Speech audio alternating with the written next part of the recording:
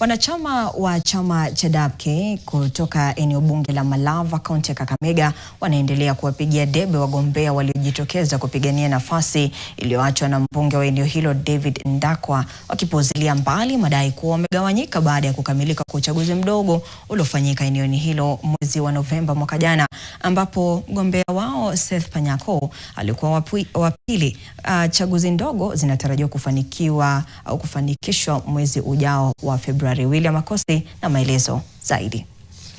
Kizungumuza baada ya kukutana na wagombea wao ambao wanatafuta tiketi kupitia chama cha DAP-Kenya kwenye uchaguzi mdogo wa wakilishi wadi wa Kabras West, nafasi iliyoachwa na mbunge wa sasa David Ndakwa, wametupilia madai kuwa wamesambaratika, wakitoa onyo kwa tume ya kusimamia uchaguzi ya IEBC kuwa wakati huu wamejipanga na hata ruhusu kilichofanyika kwenye uchaguzi mdogo wa ubunge eneo hilo kurudia tena. Napenda kuambia IEBC ya kwamba watu wa Malava na watu wa West Kabras bado wako na machungu kutokana na uchaguzi mbaya.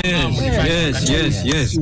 Tunaomba ya kwamba wakati tutawachilia hawa viongozi kuja kwa wananchi, muwapatie nafasi ya kuuza sera zao, na kama mshindi atakuwa ametoka hapa, mtangaze huyo mshindi.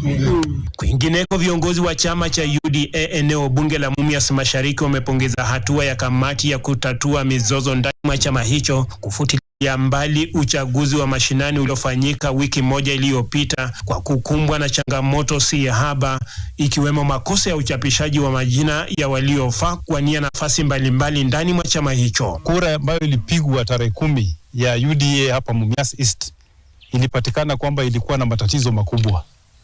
Ndio nilichukua jukumu la kuweza kuarifu ile ofisi ambayo inahusika, na nikapigiwa simu na nikapata ujumbe kwamba niweze kwenda kwa komiti hiyo niweze kujieleza, na walipata ushahidi kwamba kulikuwa na matatizo katika uchaguzi huo na wakafutilia mbali.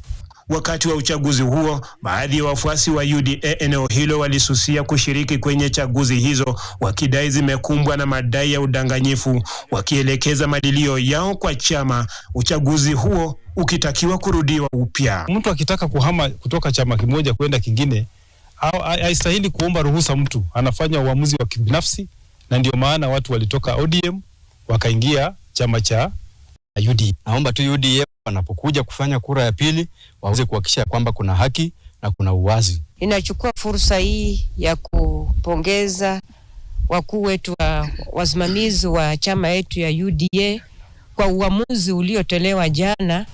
William Akosi, NTV Mashinani, nikiwa katika soko la Mumias, kaunti ya Kakamega.